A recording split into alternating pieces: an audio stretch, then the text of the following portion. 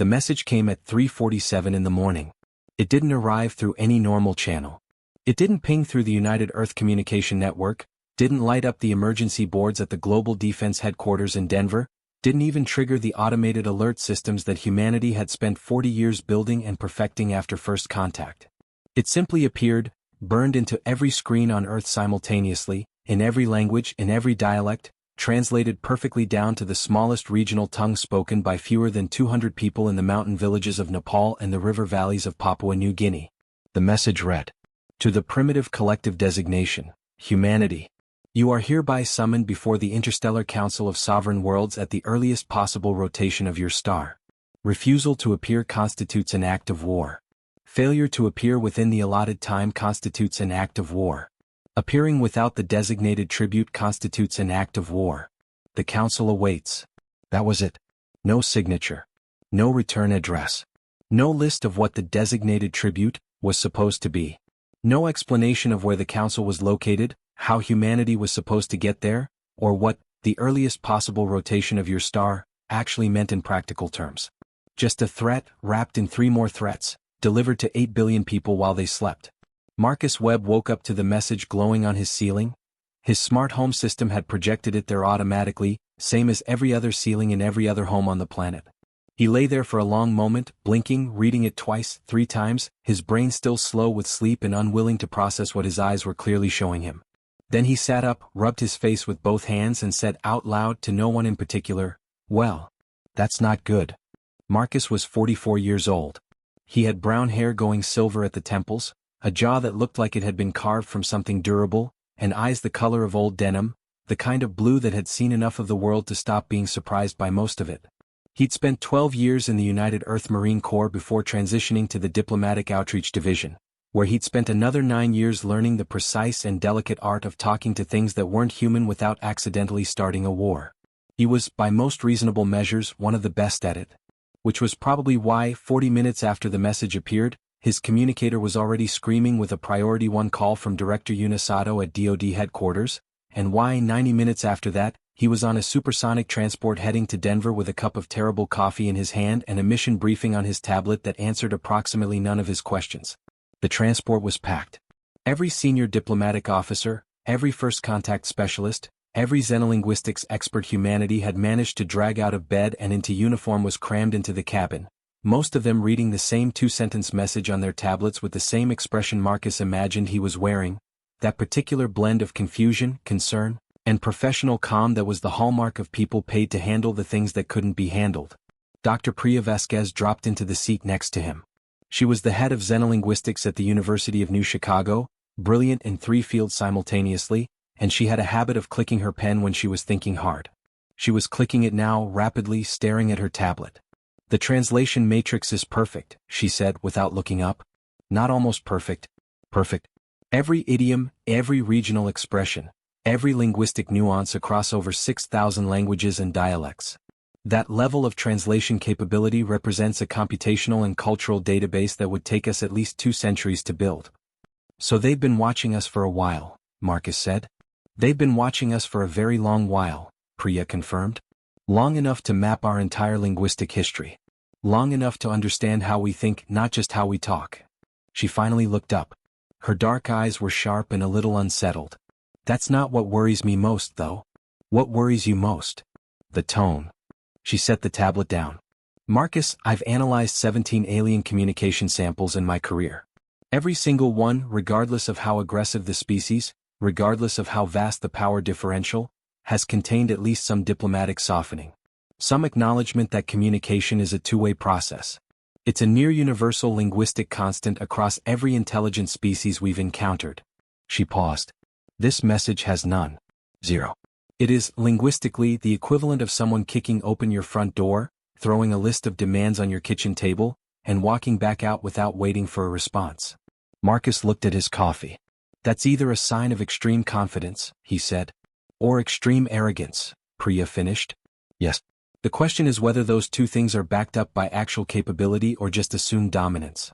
"And you think?" "I think," she said carefully, "that whatever this council is, they are not used to being questioned. They are not used to hearing the word no. They are not used to any response from the species they contact other than immediate compliance. She clicked her pen one more time. Which means they have probably never encountered anything like us. Marcus almost smiled. Almost. No, he said quietly. They probably haven't. The briefing at DoD headquarters took 6 hours and answered as promised, approximately nothing. What they knew, the Interstellar Council of Sovereign Worlds was real. It had been a rumored entity in the fragmented intelligence humanity had gathered from the 3 alien species they'd made peaceful contact with over the past 40 years. The Velthari, a quiet aquatic species from a water world 200 light-years out. The Dorikai, a hive-mind insectoid civilization that communicated through chemical signals and had taken 15 years to learn to talk to properly. And the Ashmara, a nomadic spacefaring people who traded information the way humans traded goods. None of the 3 had ever spoken directly about the council, but all 3 had gone carefully, deliberately silent whenever it was mentioned, the kind of silence that spoke louder than words. What they suspected, the council was old. Very old. The Ashmara had once, in a moment that their liaison had later described as a slip, referred to the council as the oldest law. That was all. They'd refused to elaborate and had ended that particular trading session early. What they had no idea about, everything else. We don't know how many member species, said Admiral Grace Okonkwo, standing at the front of the briefing room with the controlled energy of a woman who had not slept and did not intend to let that show. She was 61, dark-skinned, sharp-featured, and had the kind of calm that came not from the absence of fear but from the decision to simply not let fear drive. We don't know their military capacity, their political structure, the nature of the tribute they're demanding, or their actual capability to carry out the war threat. We don't know how they got a message to every screen on Earth simultaneously, added Dr. Vasquez. That too, the Admiral agreed. What we do know is that we have roughly 20 hours before the first rotation of our star completes after the message's arrival, which we're treating as the deadline. We have a ship, the ESS Steadfast, prepped and ready. We have a diplomatic team assembled. She looked directly at Marcus. Commander Webb will lead. The room looked at Marcus. Marcus looked at the Admiral. Do we know where we're going? The Steadfast navigation system updated itself 4 hours ago, Admiral Okonkwo said, with the precise flatness of someone delivering a fact they found deeply upsetting. Coordinates appeared in the system. We don't know how. The destination appears to be approximately 340 light-years from Earth, in a region we've cataloged but never visited. Travel time with our current drive technology is approximately 72 hours. Which means we're already past deadline, someone near the back said. Which means, the Admiral said with a look that silenced the room completely, that we go anyway. Because the alternative is sitting here and waiting to find out what act of war means to a civilization that can rewrite our navigation computers from 340 light-years away. Silence. Marcus nodded slowly. Right then, he said. What's the tribute they want? We don't know. What are we bringing as an opening offer? That's your problem to solve, Commander. Another silence.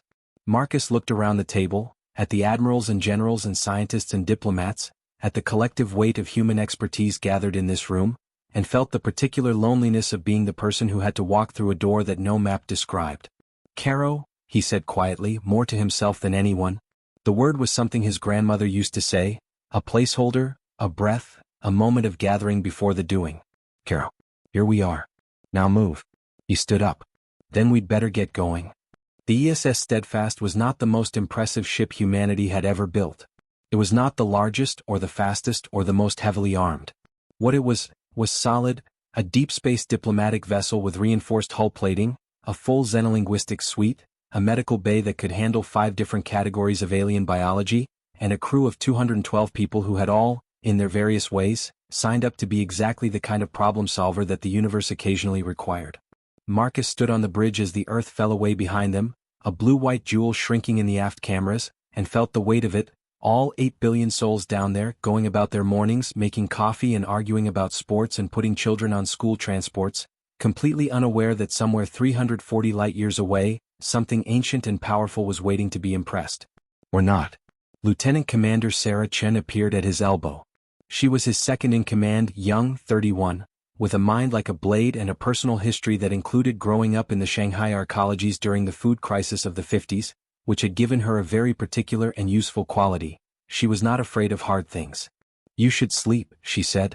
72 hours is a long transit. You're going to need to be sharp when we arrive. I'm thinking, Marcus said. You can think while sleeping. That's what the subconscious is for.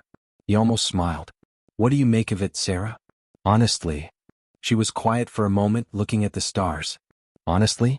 I think they've done this 1,000 times. Called some primitive species before them, demanded tribute, watched them scramble and bow and give up whatever they were asked to give. I think it works for them, always has, and they see no reason it won't work now. She paused. I also think they've made a mistake. What mistake? They studied our language, she said. Our words, our dialects, our idioms. They know how we talk. She looked at him. But I don't think they know what we've been through. I don't think they understand what 8 billion years of fighting to survive on a planet that was actively trying to kill us does to a species. I don't think they know that we've been kicked and starved and burned and frozen and diseased and bombed, and every single time we got back up. She straightened. They know our vocabulary. They don't know our character. Marcus looked at her for a long moment. Get some sleep yourself, he said finally. We're going to need that brain of yours working at full power. She nodded and left. Marcus stayed on the bridge for another hour, watching the stars, thinking about what Sarah had said. They know our vocabulary. They don't know our character. HFY, he thought. From here on they will. The transit took 71 hours and 43 minutes. For the first 20 hours, it was almost peaceful. The Steadfast hummed along at faster-than-light speeds through the deep dark between stars, and the crew did what crews do, maintained systems, ran drills, ate in the mess hall in rotating shifts, played cards in off hours, and tried not to think too hard about where they were going. Marcus used the time well.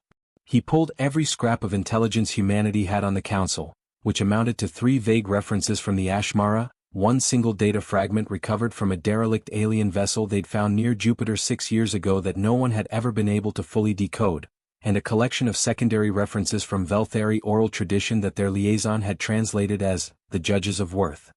Not exactly a comprehensive dossier. But Marcus had spent his career working with less. He spread it all out, metaphorically, across 6 digital screens in his quarters, and started to build a picture. The Council was old. That much was consistent across all sources. The Ashmara reference suggested it predated their own civilization by at least 10,000 years, which meant the Council had been operating for a very long time before humanity had even figured out agriculture. The Velthari called them the Judges, suggesting a judicial or evaluative function, not purely a military or political one. The derelict ship fragment, partially decoded, contained what Dr. Vasquez believed was a list, possibly of species, possibly of transactions, possibly both. Tribute. The word kept circling back. In human history, tribute had meant different things at different times. It had meant gold and grain and slaves and territory and technological secrets. It had meant symbolic submission, the bow, the knee, the lowered head. It had meant acknowledgement, the act of recognizing another power's dominance not because you had to, but because the alternative was worse. What would a civilization 10,000 years older than anyone humanity had met want as tribute from a species that had been spacefaring for less than a century? Marcus kept coming back to one unsettling possibility. Not our resources. Not our technology, which was primitive compared to what the Council clearly commanded. Not our territory. Human beings. As a demonstration. As a symbol. As proof that we were, like every other species that came before the Council, willing to offer up pieces of ourselves on demand. If that was what they wanted, Marcus thought this was going to be a very short and very difficult conversation. He was still thinking about it when the Steadfast dropped out of FTL at hour 42, not because they'd arrived, but because something was in their way. Full stop. Sarah's voice came over the bridge comm, Commander to the bridge. Marcus was there in 4 minutes. What was in their way was a ship. Calling it a ship was, technically, accurate the same way calling the Pacific Ocean a puddle was technically accurate. It was 40 kilometers long. Their sensors kept recalibrating because the number seemed wrong, shaped like nothing in the human catalog of vessel designs, all sweeping curves and dark geometry, the color of deep space but somehow denser, as if it absorbed light rather than simply not reflecting it. It sat directly in their path and it was not moving. Weapon status? Marcus asked. Nothing we can identify as a weapon, said Lieutenant Kofi Mensah at Tactical. But honestly, sir, with something that size, I'm not sure I'd know what to look for. Hailing frequencies. Already open. A beat of silence. Then something happened with the ship's comm system that made every screen on the bridge flicker, the same way every screen on Earth had flickered when the message came, and a voice filled the bridge. It was not a pleasant voice. It was not unpleasant either. It was simply vast, multi-layered, like several voices speaking in precise synchrony, translated into English with the same perfect fluency as the original message but carrying undertones that Marcus's ear translated as command, as expectation, as inevitability. Primitive vessel, the voice said. You travel toward the council. You are early. We're aware of the timeline difficulty, Marcus said, keeping his voice level and clear. We came as quickly as we could. Pause. Your speed of response is noted. You will follow our vessel to the convening point. You will not deviate from the designated path. You will not attempt to scan our vessel beyond what you have already done. Compliance is expected. Understood, Marcus said. May I ask who I'm speaking with? Another pause. Longer this time. As if the question was unexpected. Not threatening, not offensive, just genuinely unanticipated. You do not need that information, the voice said finally. I'd like it anyway, Marcus said pleasantly. It helps me to know who I'm talking to. It's a human thing. The pause that followed was the longest yet. We are the Veil, the voice said at last. We are the Herald Wardens of the Council. We have announced the Council's summons to 7,847 species across 11 galactic sectors over the last 4,000 years.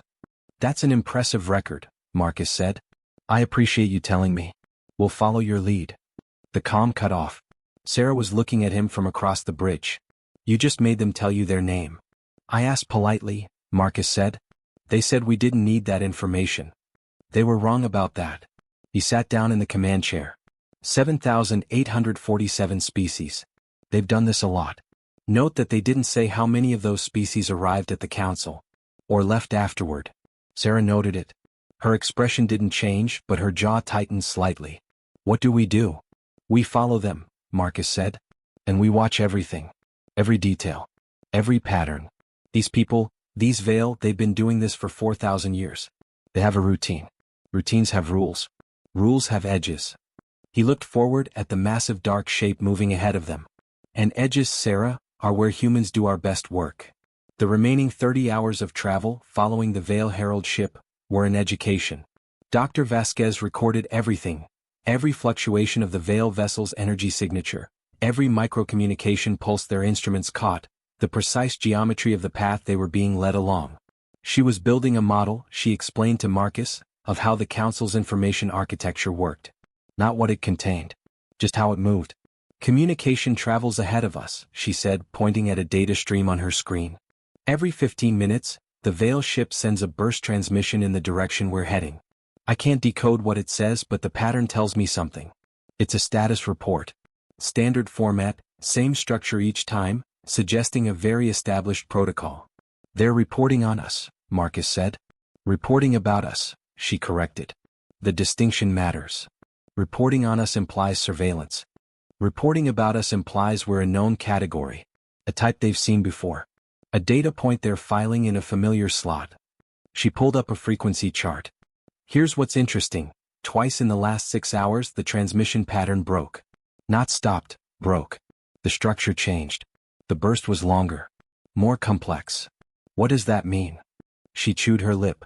It means we've done something that didn't fit the expected script, and they had to send extra information to explain it. She looked at him steadily. You asking their name, that was one of them. Marcus was quiet for a moment. What was the other one? When Ensign Dorsey sent them a food delivery. Marcus blinked. Dorsey did what? Apparently, Vasquez said with a look that suggested she was still processing this herself, our youngest crew member, 19-year-old Ensign Tommy Dorsey of Baton Rouge, Louisiana, cooked a full pot of his grandmother's jambalaya, packaged it in a sealed environmental container suitable for a range of atmospheric compositions, and sent it across via microdrone with a note that said, "We didn't know if you ate, but just in case, this is good food. There's more where this came from." Tommy? Silence. What did the Veil do? Marcus asked. They accepted the package, Vasquez said. That's when the long burst transmission went out. Marcus sat back in his chair and looked at the ceiling for a long moment. Then he said, "Has anyone told Ensign Dorsey he might be the most important person on this ship?" "Not yet. Let's hold off on that. Don't want his head to get too big." But Marcus was smiling, a real smile, the first one since Earth. "Priya, make sure that kid is in the briefing room before we arrive. I want him close." A 19-year-old cook? A 19-year-old human, Marcus said. Who did what humans do instinctively without being told, without any diplomatic training, without thinking about protocol or optics or consequences. He saw someone who might be hungry and he fed them. He looked back at the Veil vessel on the screen. That's not a data point they know how to file. At hour 68 of the journey, the destination came into view.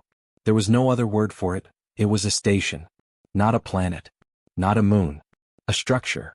Built, deliberately, in the space between three star systems that formed a natural triangle 340 light-years from Earth.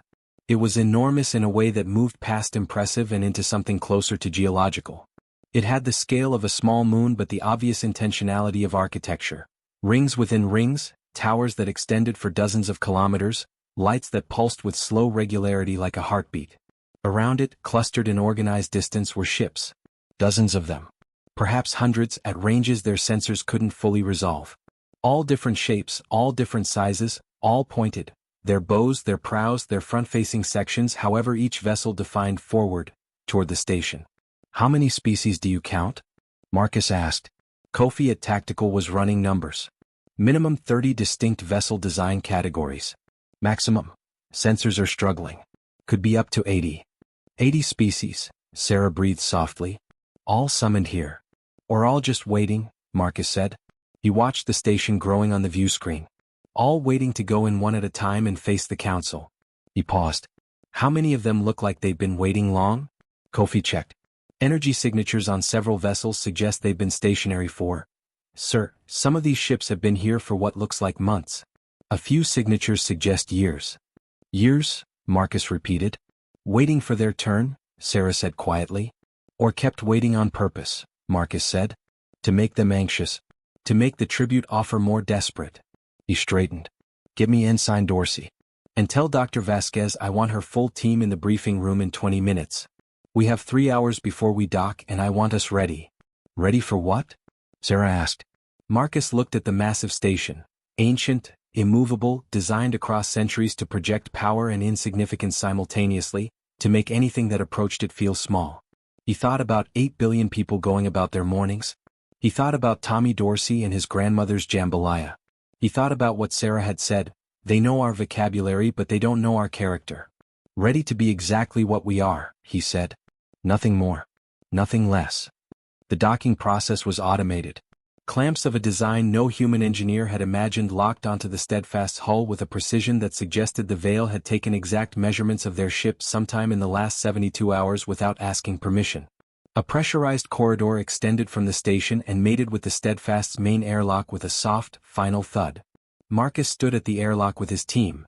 Dr. Priya Vasquez, Sarah Chin, Ensign Tommy Dorsey, who was clearly terrified but holding it together with the particular bravery of someone who had no real understanding of the scale of what was happening, and 2 others, Dr. James Osei, their chief xenobiologist, and Colonel Ling Faber, a decorated veteran of the Outer Belt conflict who had been specifically chosen for this mission because she had the unique quality of being impossible to intimidate. They were dressed in their best, not military dress uniforms which Marcus had specifically rejected. Something else. Something a DoD cultural consultant named Dr. Amara Oyelerin had spent the last 6 months designing after Marcus had requested it. Formal diplomatic attire that was recognizably human. That drew on the full breadth of human culture without prioritizing any single tradition. That said, in visual language, we are from everywhere and we are one people and we have brought ourselves to you. Everybody breathe, Marcus said quietly as the airlock cycled. Whatever's on the other side, it cannot be worse than we can handle. Agreed. Agreed, said Sarah. Yes sir, said Ling. Absolutely, said Priya and James together. Tommy Dorsey said very quietly, I've never even been to Europe. A moment of perfect, human silence. Then everyone laughed. Genuinely, warmly, the kind of laugh that breaks tension without dismissing it. Dorsey, Marcus said, you've been to the center of the galaxy. Europe's going to seem very manageable after this. He looked at the airlock. Let's go. The corridor from the airlock to the council chamber was 1.2 kilometers long. Marcus counted every step. Not because the count mattered, but because the act of counting gave him something to do with his mind while his senses catalogued everything around him. The corridor was wide enough for creatures much larger than humans to pass through comfortably. The ceiling was at least 8 meters high. The walls were a material that looked like stone but felt, when Marcus briefly touched it with one hand, faintly warm, like skin almost, which was deeply unsettling. The lighting came from no visible source, a soft, even blue-white glow that illuminated everything without casting shadows. There was no sound except their footsteps and their breathing. And the art. The walls were covered in it. Not paintings, not quite. More like reliefs, carved deep into the warm stone-like material, running the full length of the corridor on both sides. Scenes, hundreds of them, each one depicting a species. An alien species, utterly unlike anything in human catalog, standing before a structure that grew as the relief progressed into the recognizable outline of this station. Each species, in sequential scenes, went from arriving to standing before something implied but not depicted, the council, Marcus understood, always just out of the frame, to departing. The arriving postures were varied. Some upright, some hunched, some in configurations that made no sense to a human eye. But the departing postures, they were all the same. Every species in every departure relief was depicted smaller than they'd arrived. Not physically smaller, the proportions of the carvings were consistent. Smaller in carriage, in posture, in the angle of whatever passed for their head. They were all unmistakably bowed. They carved their victories into the walls, Ling said softly, looking at them. Not victories, Priya murmured, studying the carvings with professional intensity. Records. These are records of transactions. See the progression, arriving, interacting, departing. And look at the space between interacting and departing on each one. She pointed. There's a symbol repeated in every single panel in that transitional space. The same symbol every time. What symbol? Marcus asked. She traced it with her finger. It was a simple thing, a vertical line with two shorter horizontal lines crossing it, one near the top and one near the bottom. I've seen this in the Ashmara data fragments, she said. It translates, as close as we can get, as surrender of the unnecessary or giving of what is demanded. She looked at Marcus. Every species that has ever walked this corridor has given the council what it demanded. Every single one. Until today, said Tommy Dorsey. Everyone looked at him. He went slightly pink. I don't know. Maybe. Sorry. Don't apologize, Marcus said. You might be right. He looked forward, down the long corridor. Keep walking. The chamber of the council was. Marcus would spend a long time afterward trying to find the right words for it. He would settle eventually on this. It was a room designed to make you understand, viscerally and immediately and without any room for argument, that you were small. It was circular, and the ceiling was so high that the top of it was lost in a deliberate dimness. Around the circumference, rising in concentric tiers like an amphitheater, were the counselors. And here was the first moment where Marcus's preparation met reality and found the gap between them. He had prepared for anything, he thought. He had prepared for alien physiologies, for strange shapes and unexpected sizes, for beings that communicated in ways human instruments couldn't fully capture. He had not, quite, prepared for this. There were 7 counselors. 7 beings seated, if seated was the right word for postures that ranged from upright to horizontal to something that implied three-dimensional positioning that human anatomy had no language for, at 7 stations arranged around the upper tier. Each one was different. Not just different species, different in kind. Different in the way that a rock in a river and a storm are different, in kind as well as appearance. One appeared to be composed partly of light, structured, coherent light, shaped into form by something Marcus had no framework to understand. One was vast and dark and suggested geological scale, a being that had perhaps lived long enough that the passage of centuries had changed its relationship with time.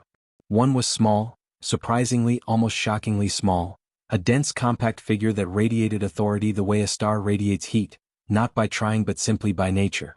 And above them all, at the apex of the chamber, at a point so high that it was at the edge of the artificial dimness, was the seat that was different from the others. Larger, older, and currently, empty. Marcus noted the empty seat without visibly reacting. In the center of the chamber floor was a circle. Inlaid in material that caught the light differently from the surrounding floor, warmer, almost golden. This was where the species stood when they came before the council. This was where Marcus and his team stopped, because the corridor had delivered them precisely here, and there was nowhere else obvious to go. For a long moment nothing happened. Then the voice returned, the same multi-layered, vast, inevitable voice from the Herald ship, but amplified now by the chamber's acoustics into something that felt less heard than experienced. Humanity, the voice said. You stand before the Interstellar Council of Sovereign Worlds. You will state your designation, your origin system, your current population, and your readiness to offer tribute. Marcus looked up at the 7 figures on the tier. He took one calm breath. My name, he said clearly in a voice that carried because he'd spent 12 years in the Corps learning to project, is Marcus Webb. I represent the United Earth Diplomatic Service, which speaks on behalf of approximately 8.2 billion human beings, originating from the third planet orbiting the star you would designate Sol, approximately 340 light-years from this location. He paused. And before I say anything else, I'd like to ask a question. The silence that followed this was different from the silences before. It had texture to it. You are here to answer questions, the voice said. Not to ask them. I understand, Marcus said pleasantly. And I intend to answer whatever you ask. I'd just like to ask mine first if that's all right. It is not a request that has been made before. No, Marcus said. I wouldn't think it had. He kept his voice exactly level, not aggressive, not submissive, just steady the way a river is steady.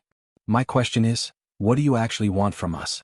The summons mentioned tribute but gave no specifications. I'd like to know what you're asking for before I respond to the request. Another textured silence. Much longer. When the voice returned, something had changed in it.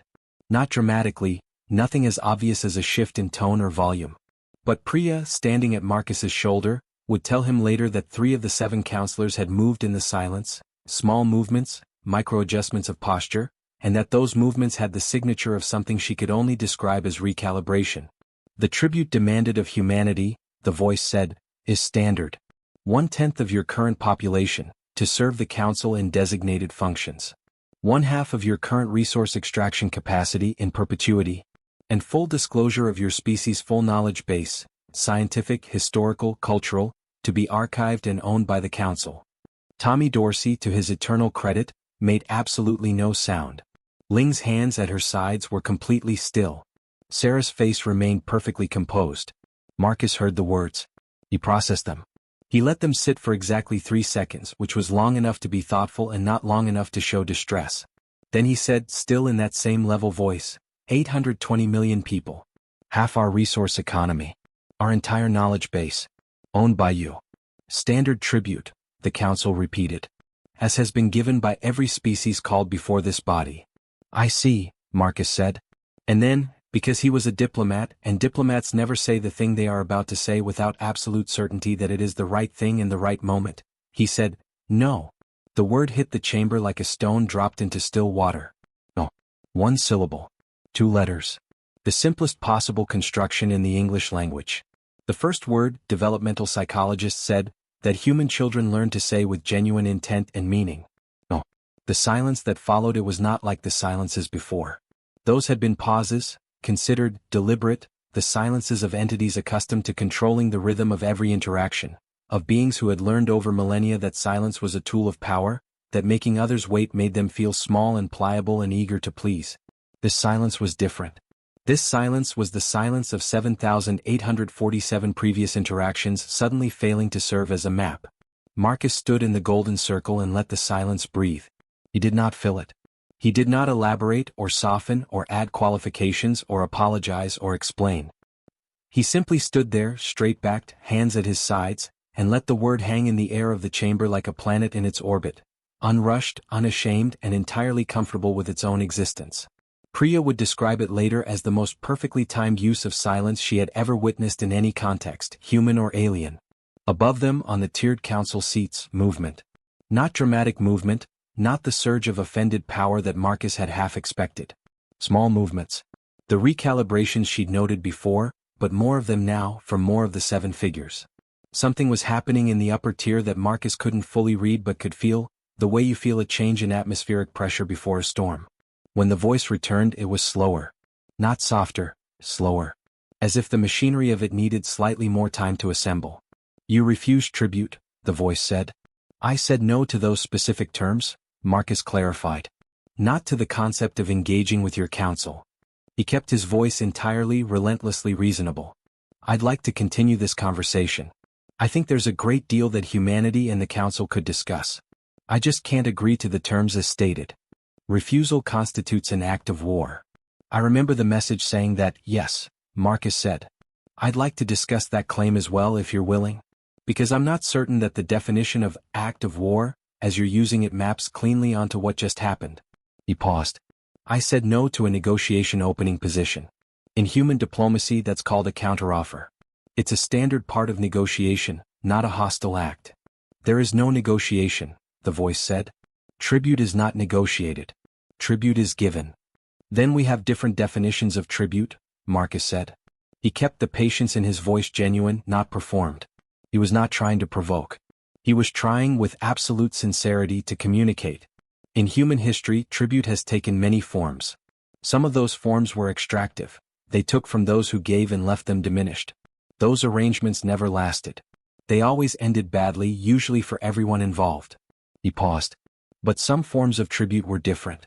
They were exchanges, of respect, of recognition, of the acknowledgement that two powers exist in the same space and that coexistence is worth more than domination. Another silence. You speak of exchange, the voice said. I speak of relationship, Marcus said, which is more durable than tribute. Above him, the smallest of the 7 counselors, the dense, compact figure that radiated authority, leaned slightly forward. Just slightly. But Marcus saw it and filed it away. You are a primitive species, the voice said. Your starfaring history spans fewer than 100 years. Your technology is centuries behind the most junior council member. You have no allies of standing, no military force capable of meaningful resistance, and no political weight in any recognized interstellar framework. The voice was not cruel as it said this. It was simply stating with the flatness of fact what it believed to be true. What, precisely, do you believe you have to offer in an exchange? Marcus let the list of humanity's deficiencies sit in the air for a moment. Then he smiled.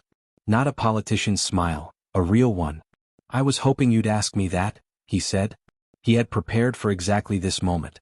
Not this exact conversation. You couldn't prepare for exact conversations with entities you'd never met, but for the shape of it. For the moment when the question of human value would be put directly on the table. Because here was the thing about humanity's situation that Marcus had turned over in his mind for 71 hours and 43 minutes of transit. They had almost nothing by any conventional measure of interstellar power. No vast fleet. No ancient alliances. No technology that would impress a civilization 10,000 years their senior.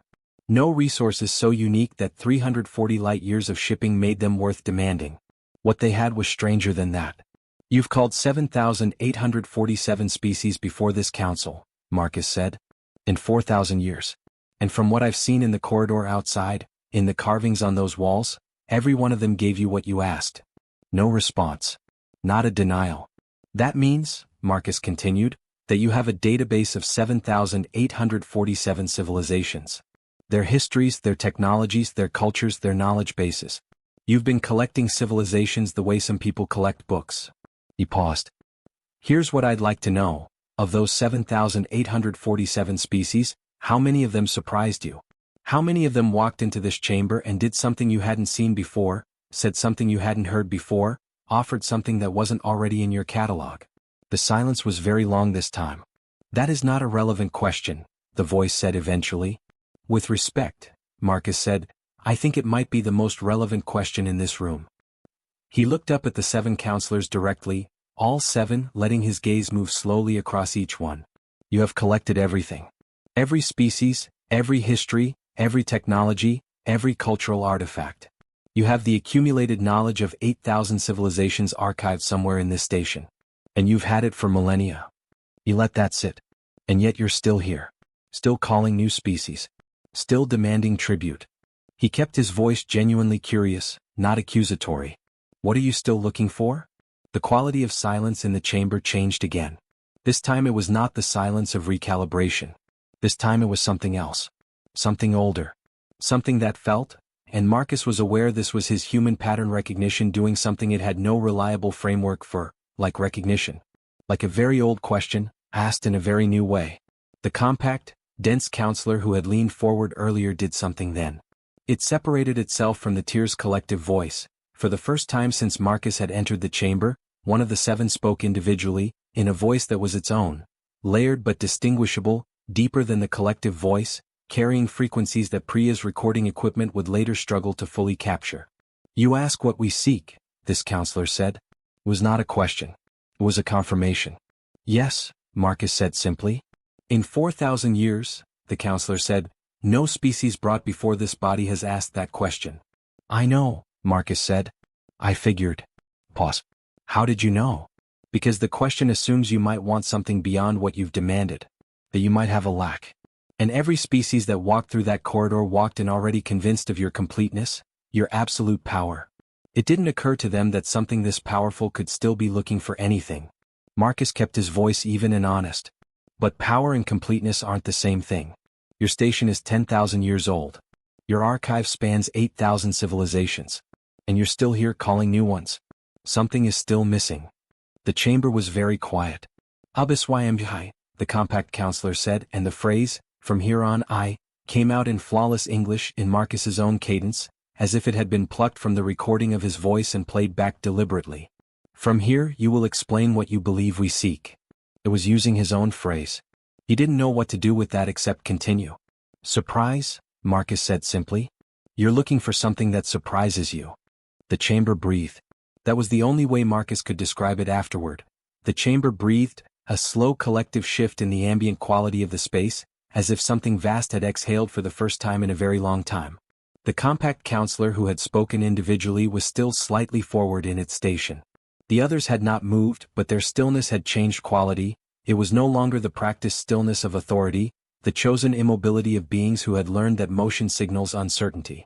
It was the stillness of listening. Of genuine, full-bodied listening. Explain, the compact counselor said again. Marcus chose his words with the care of someone diffusing something, but without the tension, with the care of a craftsman. You have 8,000 civilizations archived. 8,000 histories, technologies, art forms, scientific discoveries, philosophical traditions.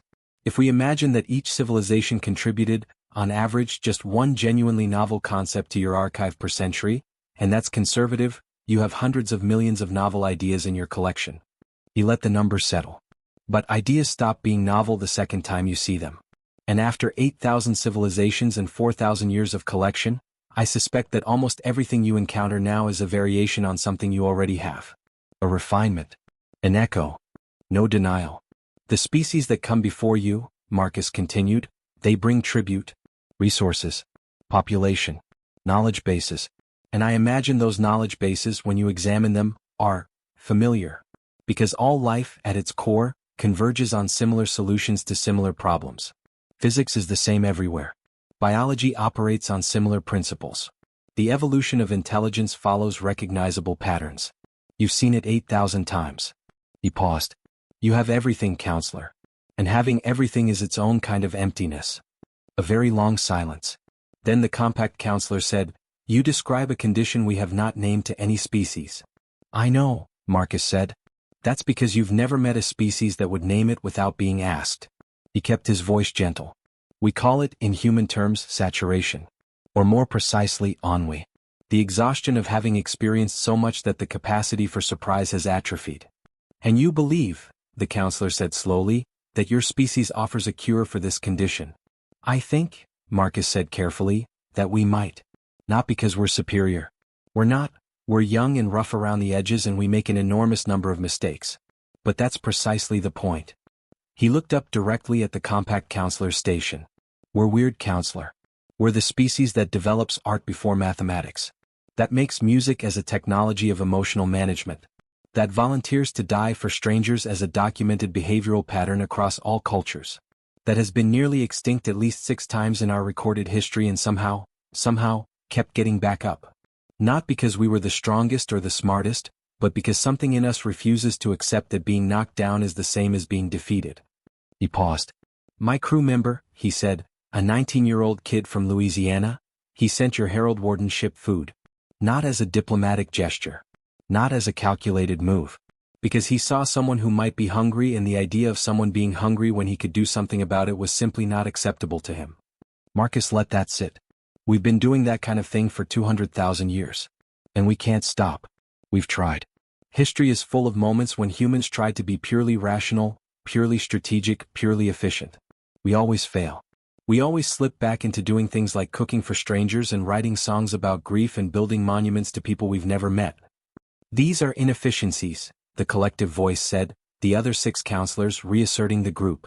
Yes, Marcus agreed immediately. Absolutely. They're profoundly inefficient. They make no mathematical sense. They cannot be modeled by any optimization framework because they aren't trying to be optimized. He spread his hands. And that is exactly why you don't have them in your archive. Because every civilization you've encountered has been optimizable. Has been, at some level, rational, predictable, classifiable. We're not. He paused. We're the species that, when told by an all-powerful interstellar body that our refusal constitutes an act of war, said no anyway. Not because we thought we could win a war. Because no was the right word. The silence that followed was enormous and textured and full of something Marcus could feel but not name. Then the compact counselor said, in its individual voice, "The other 6 of my colleagues are discussing what you have said." "I know," Marcus said. "They are reaching different conclusions." "I'd expect that," Marcus said. 7 minds rarely agree on anything important. We have the same problem. 8 billion of us and we spend an enormous amount of time arguing. Pause. "Do you believe your argument succeeds?" Marcus thought about this honestly. "I don't know," he said. "I believe it's the right argument. Whether it succeeds depends on whether what I've said about what you're looking for is accurate. And only you know that. And if it does not succeed?" Marcus held the counselor's gaze. If gaze was the right word for the orientation of a being he couldn't fully perceive. "Then we're back to the word I said before," he said. "No tribute. No submission. We'd rather negotiate the terms of whatever conflict follows than give you 820 million people. You cannot win such a conflict." "Probably not," Marcus agreed. "But we can make it interesting. And difficult. And expensive. And long." He paused. "And in the meantime we can keep being human. Which means you'll never quite predict what we do next." The 6 other counselors had, in fact, been discussing. Priya could tell. There were information exchanges happening in frequencies their instruments were barely catching, rapid and complex, the equivalent of a heated conversation conducted at a pace and depth that made human argument look like passing notes in class. But the compact counselor, the one who had spoken individually, who had asked questions instead of making pronouncements, had not joined that exchange. It was watching Marcus. Or something like watching. The orientation of its attention was fully on him in a way that didn't require eyes to convey. "I will tell you something," it said, "that has not been said to any species in this chamber in 4,000 years. Marcus said nothing. He listened. "When the council was young," the counselor said, "we did not demand tribute. We sought exchange. We found species across the galaxy and we asked them, what can we learn from each other? What can we build together? What is different about your way of seeing the universe and what is different about ours?" Pause. Over time the exchanges became asymmetric. The power differential grew. And power, when it grows large enough, changes the nature of the interaction. We stopped asking. We started demanding.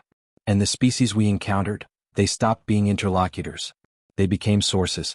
Resources. Another pause, longer, with a weight in it that Marcus recognized across every gap of biology and origin as something human, something ancient. "I have sat in this chamber for 600 years. In that time, I have heard no answer that surprised me. The silence that came after this was different from all the others. It was a silence of admission. Marcus heard it. He felt its weight. He did not fill it immediately.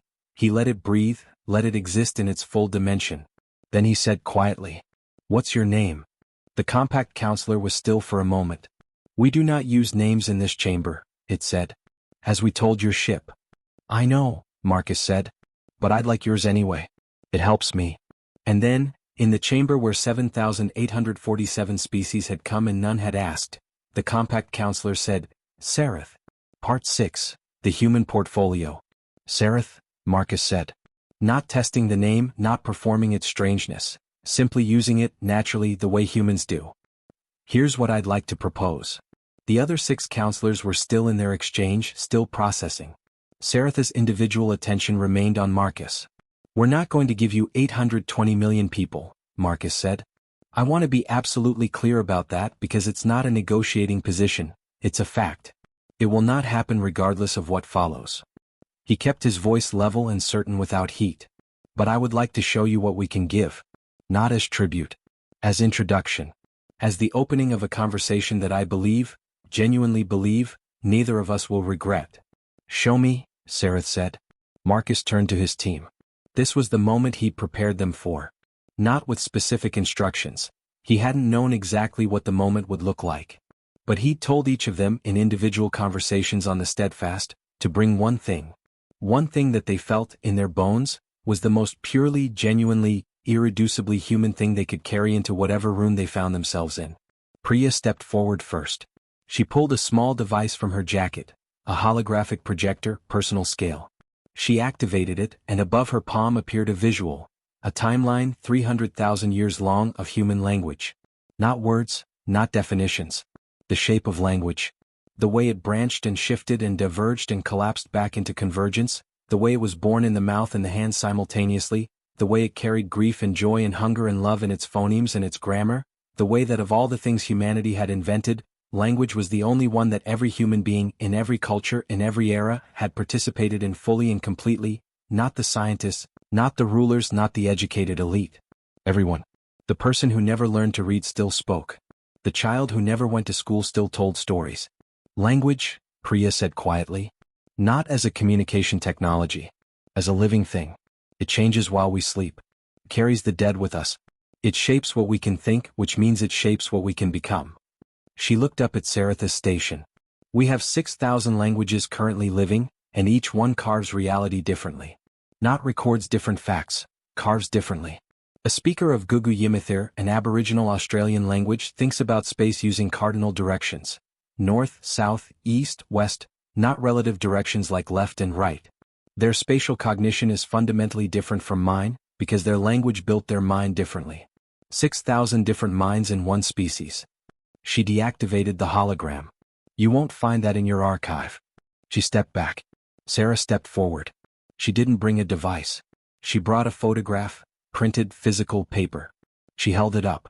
It showed a woman, elderly, dark-skinned, seated at a table covered in food, surrounded by people of every age from infants to old men, all in various states of eating and laughing and talking, a warm light falling across all of them.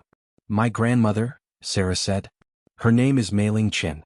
She is 93 years old. When she was 19, she survived the Nanjing Reconstruction period, which was one of the most brutal periods of food scarcity in 20th century China. She watched people around her die of starvation. Sarah's voice was steady and clear. Every Sunday for the last 60 years she has cooked for 40 people. Neighbors, strangers, whoever shows up. She has never once allowed a Sunday to pass without feeding people, regardless of her own resources.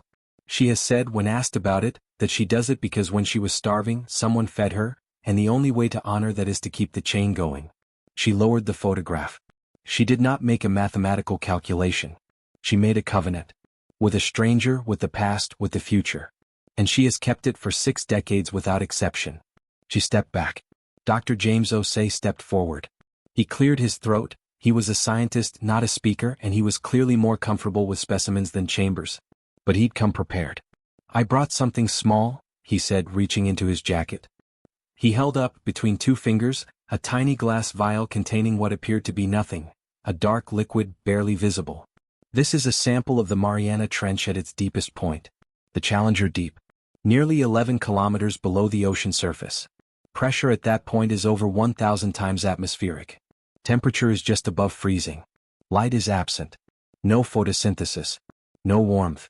By any conventional biological calculation, life at that depth should be impossible. He looked up. There is life there. Complex life. Ecosystems. Communities of organisms that have never seen light, that thrive under pressure that would crush any human, that have developed biochemical processes that we are still, right now, trying to fully understand. He replaced the vial carefully. Earth is approximately 4.5 billion years old. Life appeared on it within the first 500 million years, which is, in geological terms, basically immediately. Life has survived 5 mass extinction events on our planet, 5 catastrophic events that each killed the majority of existing species, and after each one, within geological eye blinks, it was back. More complex. More varied. More tenacious. He paused. We are not the first intelligent species that Earth tried to make. We are just the one that lasted long enough to be here today. And we carry, in every cell of our bodies, the memory of 4 billion years of refusing to stop. He stepped back. Then Tommy Dorsey stepped forward. He was still clearly nervous. His hands weren't entirely steady. But he had the look of someone who has decided that being nervous doesn't mean being silent. I didn't bring anything, he said.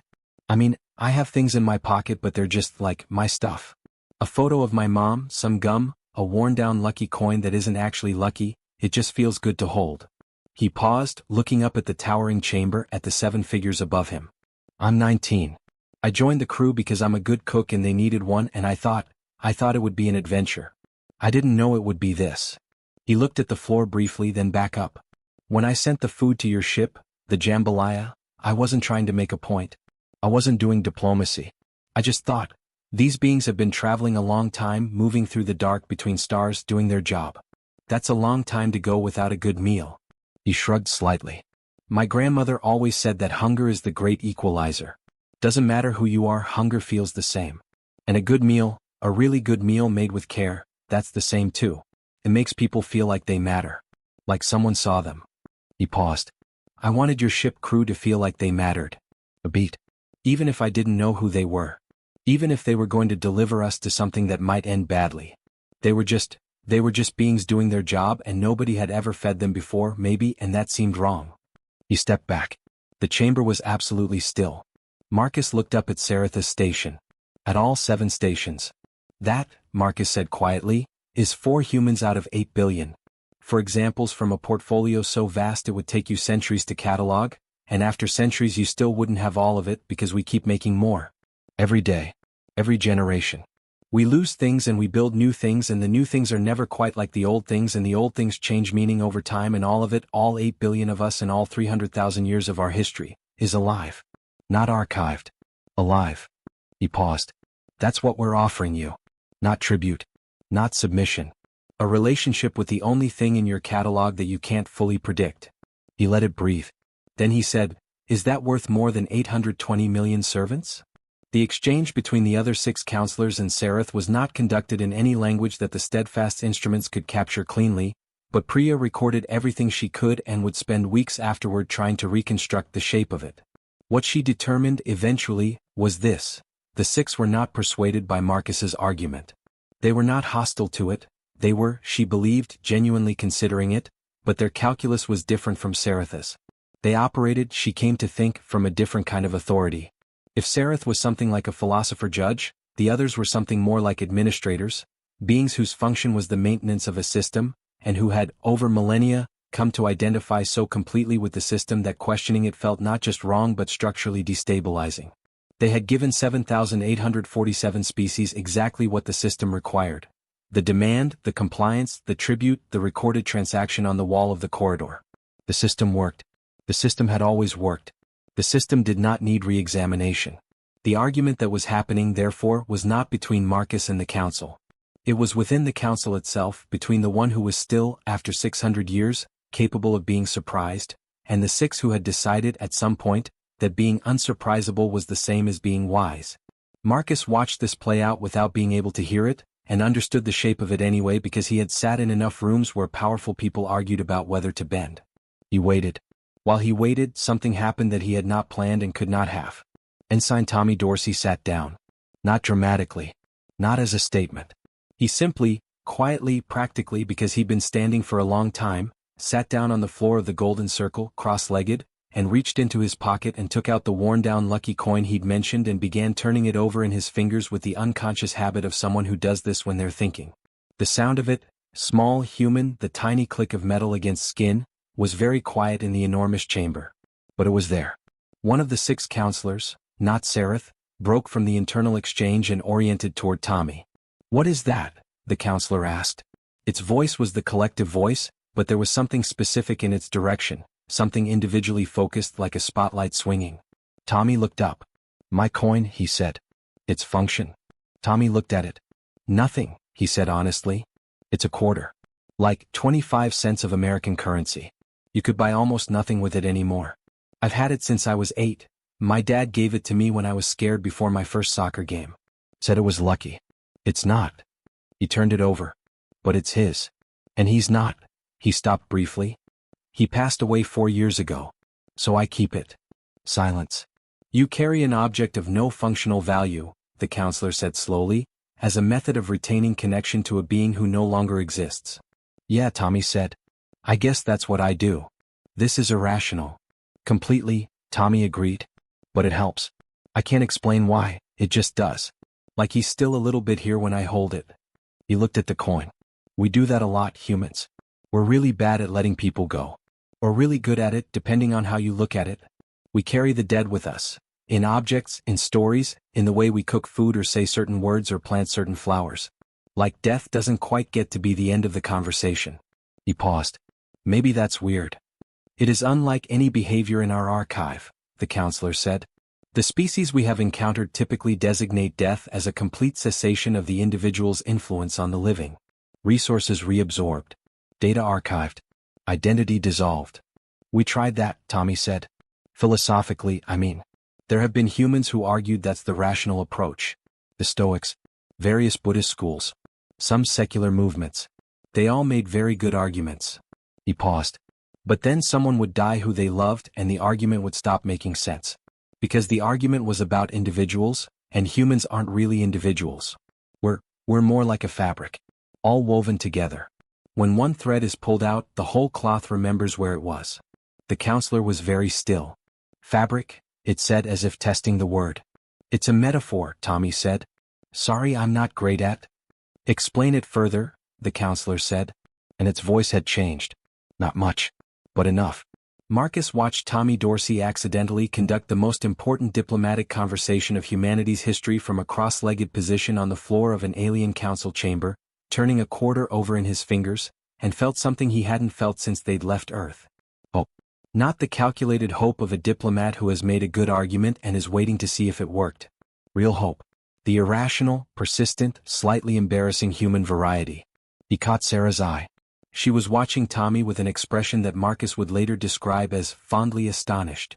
He could tell she was already drafting the report in her head, trying to figure out how to explain to DoD headquarters that the 19-year-old cook might be the reason they all went home. Ling Faber, standing at ease, had a look on her face that Marcus recognized from the outer belt, the look she got when a situation moved beyond planning and into something that required pure presence.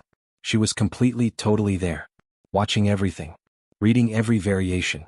Priya was recording. Of course she was. Her equipment was running at full capacity and her pen was clicking at a pace that suggested she had approximately 400 thoughts happening simultaneously. Marcus let his gaze move back up to Saratha's station. The compact counselor was still watching.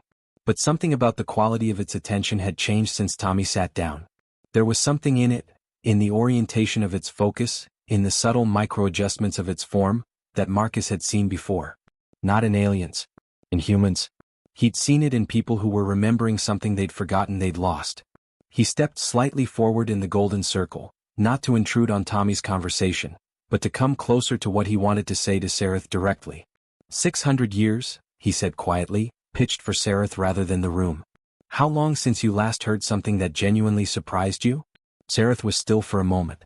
Before your species entered this chamber, it said, it had been 112 years. Marcus nodded.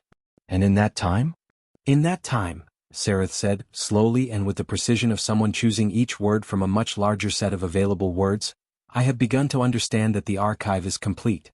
That we have catalogued the possible. That what we call the collection of all knowledge is, in truth, the collection of all known knowledge. And that the distinction between the two may be larger than the archive itself. The unknown is always larger than the known, Marcus said. Every scientist who's ever lived on Earth has said that, in some form. It's one of the only things they all agree on. And yet your species continues to seek it. Especially when we think we can't find it, Marcus said.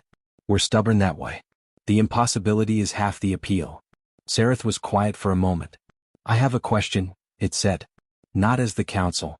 As myself. Ask, Marcus said. When you said no, Sarath said, in the first moment of this audience, you knew it might result in the destruction of your species. I knew it might result in a war, Marcus said carefully, which for a species of your military capacity would result in effective destruction. Possibly, Marcus said. And yet you said no. Yes. Why? Sarath said. And it was not a rhetorical question, not a challenge, not a test. It was genuine, the question of a 600-year-old being who had genuinely never heard that answer before and needed to understand it. Why, when the rational calculation so strongly favored compliance, did you refuse? Marcus thought about his grandmother. About Tommy's coin. About 8 billion people making coffee and arguing about sports and the 8,000 years of humans saying no to the thing that wanted to make them less than what they were. Because, he said, some things are worth the risk of losing everything to keep. The chamber was very quiet. The 820 million people, Marcus said. They're not resources. They're not a supply line. They're Tommy's grandmother. They're Priya's linguistic archive. They're every person who has ever sat up at night trying to understand something they didn't understand yet.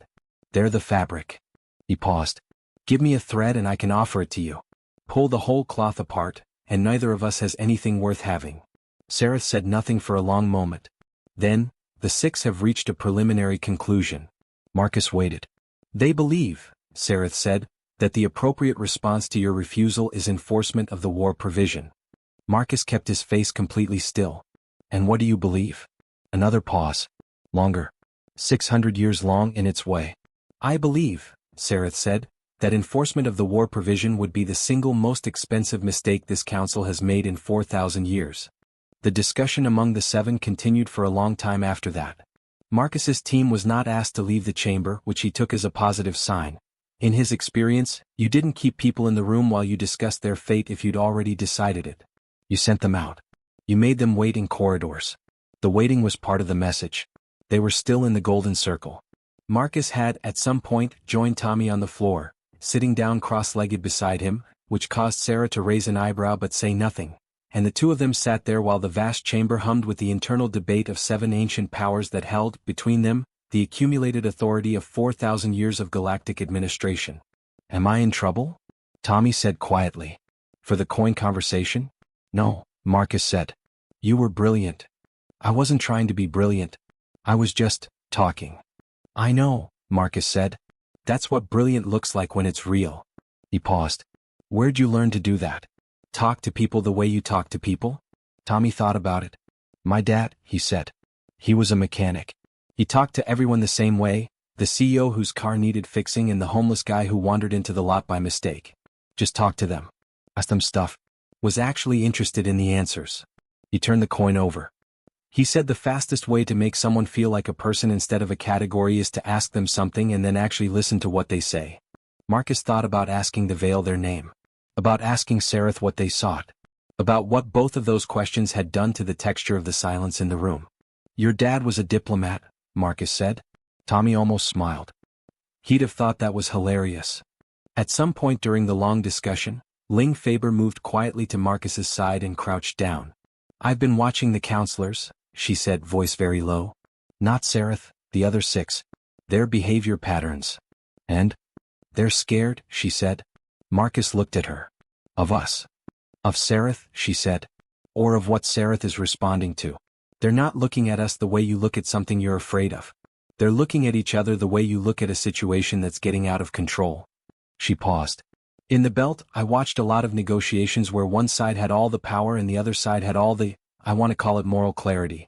In every single one of those negotiations, the powerful side was more afraid than the weak one. Because the weak side had nothing left to lose, and that makes them unpredictable. And unpredictable is the one thing that pure power can't account for. So they're not afraid of our military response, Marcus said. No. I don't think they're afraid of that at all, Ling said. I think they're afraid of what happens to the system if it bends. If the Council for the first time in 4,000 years doesn't get what it demanded, if a species stands in this chamber and says no and walks out without consequence, then every species that comes after us will know it's possible. The corridor carvings will have a new ending. And the whole structure of demand and compliance that holds this operation together starts to look less like law and more like habit. Marcus turned this over in his mind. They're protecting the precedent, he said. They're protecting the myth, Ling said. There's a difference. A precedent is a rule. A myth is a story about the nature of reality. And they need everyone to believe that defiance is impossible. Not illegal, not costly, but impossible, because the moment it becomes merely illegal, someone starts doing the math on whether the cost is worth it. Marcus was quiet for a moment. And if the math works out? Then the next species does the math. And the next. And this whole thing unravels. He nodded slowly. So the choice they're making right now isn't about us. It's about whether they can afford to let us be the story that changes the myth. Exactly, Ling said. She glanced up at the six arguing counselors. And Sarah thinks they can't afford not to. Why? Because, she said with the calm certainty of someone who has spent a career reading rooms, I think Sareth knows something we don't about what happens when a collection stops growing. When everything in the archive is known. When the system is perfect and produces nothing new. She looked at Marcus. I think the council is dying, Marcus. Slowly, over centuries, but dying. And Sareth knows it. Marcus stood up. Not dramatically. He simply stood, brushed off his formal attire, and looked up at Sareth's station. Sareth, he said clearly. The internal debate paused. I'd like to add one more thing if I may. The audience is not concluded, Sareth said. You may speak. Marcus looked at all 7 of them. Then he said something that he had not planned to say because it was the kind of thing you could only say if you were standing in the right room at the right time with the right certainty in your chest. The corridor outside this chamber, he said. The carvings. 7,847 species, all depicted departing smaller than they arrived. No response. How many of those species are still thriving? A long silence. That information, the collective voice said, is not relevant, Marcus said quietly. I know you were going to say it's not relevant. But I'd like to ask you to consider the possibility that it might be the most relevant information in your archive. He paused. In human history, every empire that built itself on extraction, on taking from those who couldn't refuse, eventually collapsed. Not usually because the people they took from rose up and defeated them, though that happened too. More often because the empire hollowed itself out. Because the thing you get from taking is never as renewable as the thing you get from giving. Because extraction is a closed system and closed systems run down. He looked at them steadily. This station is 10,000 years old. The council is 4,000 years old. How many species have you collected tribute from who are no longer sending ships? Who no longer have ships to send? The silence was very long. And how many of them, Marcus said very quietly, stopped sending ships after they came here? The quality of the chamber's silence became something that Marcus could only describe later as heavy. Not threatening. Heavy, the weight of something that had been not said for a very long time and was now, finally, existing in air. HFY, Sareth said softly in Marcus's cadence again. From here on. From here on, Marcus said, you could try something different. What happened next happened slowly as large things do. The 6 counselors conferred. Sareth was part of it now, not separate, not individual, but present in the exchange in a way that Marcus could feel even without access to whatever channel they were using. It was a different exchange than before. Less sharp, less the quality of positions being defended, more the quality of ground being carefully examined. Marcus's team waited. Priya sat beside Tommy and helped him understand the mathematics of the energy signatures she was recording, explaining, in murmured terms, what the frequency patterns suggested about the council's communication architecture. Tommy listened with genuine interest and asked good questions, which led Priya to revise her model twice. James Osei stood near the edge of the golden circle and had taken out a small notebook, actual paper, a habit he'd maintained since graduate school, and was writing in it steadily. Notes on the chamber's atmospheric composition, on the visible biology of the counselors, on the acoustic properties of the space. Science conducted as a meditative practice. Ling stood. She had been standing in her particular state of active stillness since they entered, and would remain standing until they left, because that was simply how she was built. Sarah came to stand beside Marcus. How are you reading it? She said. I think we're somewhere between breakthrough and disaster, he said honestly. I can't tell which yet. What happens if it's disaster? Marcus had thought about this. Then we go back to the ship, he said. We document everything, every detail of this chamber, of the counselors, of their behavior patterns, of the energy architecture Priya has been cataloging. We send it all back to Earth on a continuous broadcast. And then we see what they're willing to do and we respond to it. He paused. But I don't think it's going to be disaster. Why not? He nodded toward Tommy and Priya sitting cross-legged, discussing xenolinguistic mathematics. Toward James writing in his notebook. Toward Ling's perfect, sustainable stillness. Because we're still in the room, he said. And they're still talking. Sarah followed his gaze. Tommy's coin conversation, she said. Tommy's coin conversation, he agreed. That wasn't part of any plan. There was no calculation behind it. He just talked honestly about something real, and something in what he said landed somewhere that all my careful arguments hadn't quite reached. He looked at her. That's the thing about us, Sarah. You can plan and prepare and build your case with everything you've got, and then the 19-year-old with the lucky quarter sits down on the floor and changes everything. Sarah was quiet for a moment. Do you think the council has ever lost before? Lost a confrontation? Probably not. Lost a species? Almost certainly. I think a lot of the species in that corridor carving are gone, and I think the council knows that and doesn't like knowing it. Marcus paused. But I think the scarier kind of losing the certainty that the system is right. I think they've never lost that before. And I think Sareth is in the process of losing it right now. And I think the other 6 know it. That must be terrifying for them. Probably, Marcus said. Change usually is. At the 3-hour mark after Marcus had said no for the first time, the exchange among the 7 counselors ended. The chamber came back to its original quality of attention.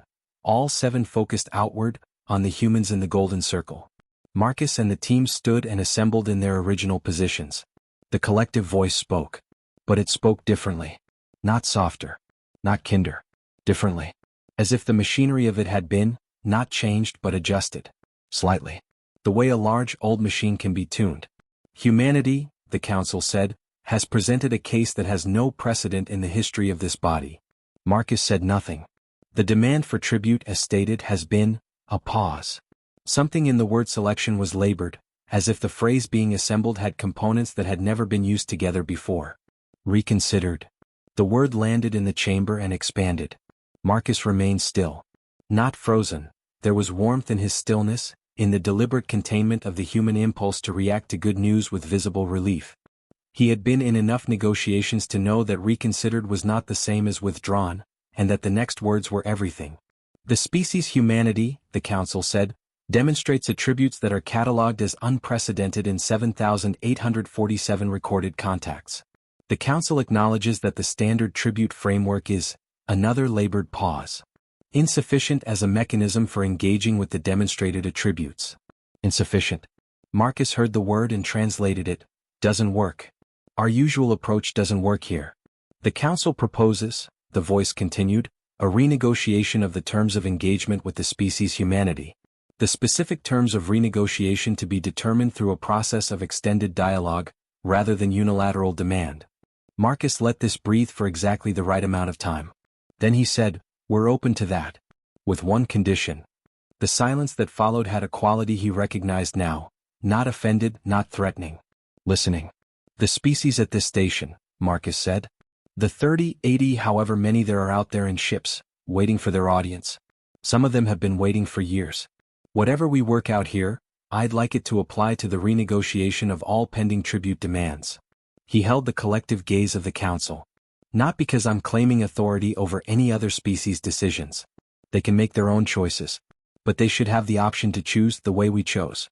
Not just comply with the only option they've been given. A silence.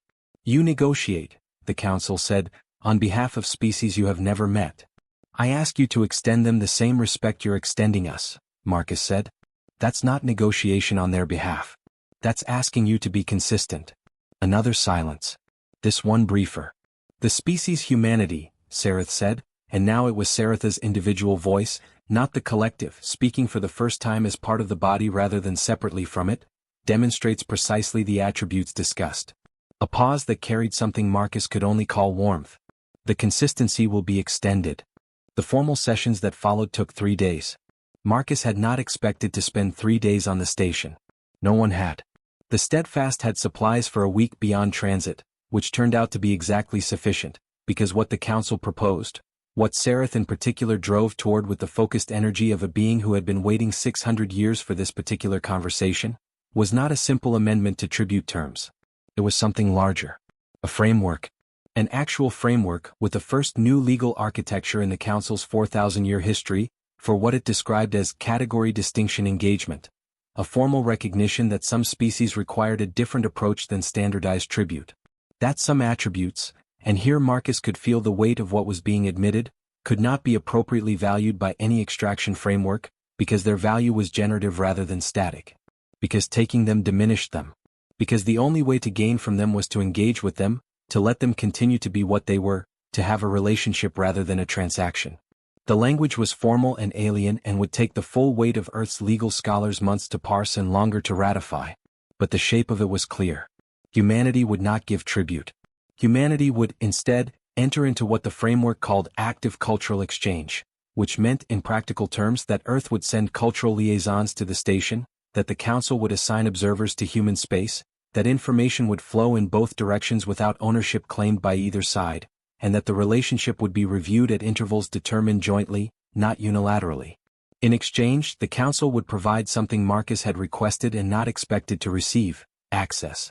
Not military access, not political authority, not power in the conventional sense. Access to the archive. To the collected knowledge of 7,847 civilizations, made available to human researchers openly for study, not owned but engaged with. The greatest library in the known galaxy, open to a species that had been starfaring for less than 100 years, because that species had demonstrated, in 3 days and with 5 humans and 1 lucky quarter, that it knew how to approach knowledge with the particular quality that the archive itself had long since exhausted. Curiosity. Genuine, structurally irrepressible, fundamentally human curiosity. On the second day, during a break in negotiations, Sareth found a way to communicate directly with Marcus outside the formal session, through a comm channel that appeared on the Steadfast system without explanation and connected him to Sareth's individual frequency. "I want to ask you something," Sareth said. "Ask," Marcus said. "In your assessment, in your honest assessment, not your diplomatic assessment, what is the probability that this framework holds? That it becomes what it is designed to be, rather than what all frameworks eventually become?" Marcus thought about this honestly. "Lo," he said finally. "In human history most frameworks fail. Most agreements get eroded or reinterpreted or abandoned. The people who make them aren't the same as the people who inherit them, and the people who inherit them always have their own pressures and priorities." He paused. "But some frameworks hold. Not because they're perfect, they never are, but because enough people on both sides believe they're worth maintaining. Worth fighting for when the erosion starts." He thought about Earth's history. About international law, imperfect and frequently violated but still there, still cited, still the framework within which even its violators felt compelled to justify themselves. About the slow accumulation of norms that had, over centuries, made certain things less possible than they'd been before. The ones that hold are the ones built on something real. On an actual acknowledgement of mutual value, not just mutual convenience. He paused. "I think this one is built on something real." "Why?" "Because you were honest with me," Marcus said. "And I was honest with you. That's rarer than either of us would like it to be. But it's the foundation that lasts." Sareth was quiet for a moment. 600 years, it said. "I have been on this council for 600 years. In that time I have held many conversations. I have never had one that felt like a pause. Humans have a word. I accessed it from the language archive after your crew members spoke about holding the dead and the living. The word is recognition." "Yes," Marcus said. "This conversation has felt like recognition," Sareth said. Marcus sat with that for a moment. With the weight of 600 years of isolation dressed as authority. With the particular loneliness of being the only being in a room, even a room as vast as a galactic council, who was still looking for something. "Caro," he said softly, more to himself the old word, the breath before the doing. "Then, I think that's because it was. For both of us." On the third day the other ships began to respond. The news of the renegotiation had moved through whatever communication infrastructure served the station faster than Marcus had expected. Or perhaps not faster than expected, but with effects more dramatic than anticipated. By the morning of the third day, 7 of the waiting ships had made contact with the station's administration requesting similar renegotiation audiences. By afternoon 12 more had done the same.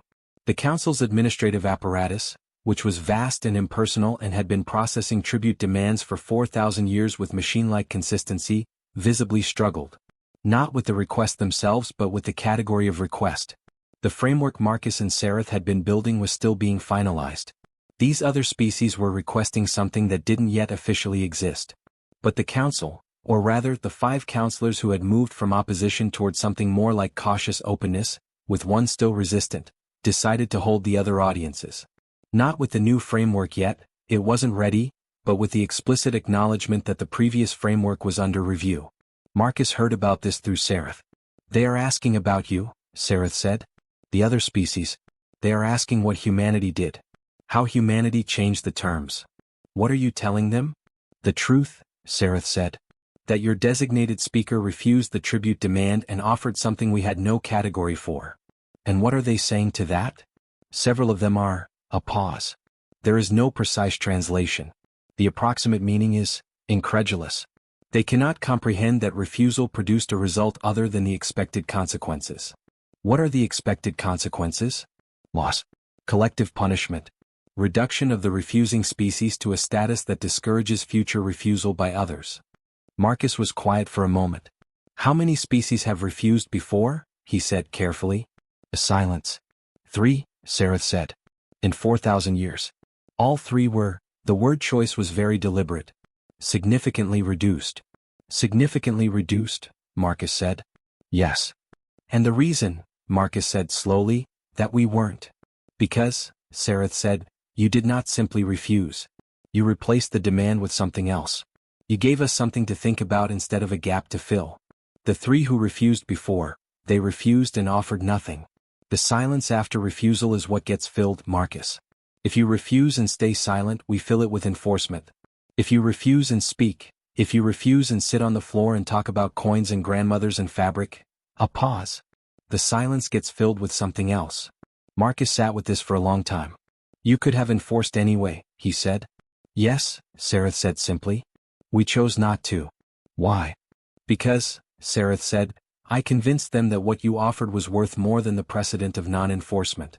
And because, a much longer pause. Because I told them something that I had not said in 600 years. I told them I was curious.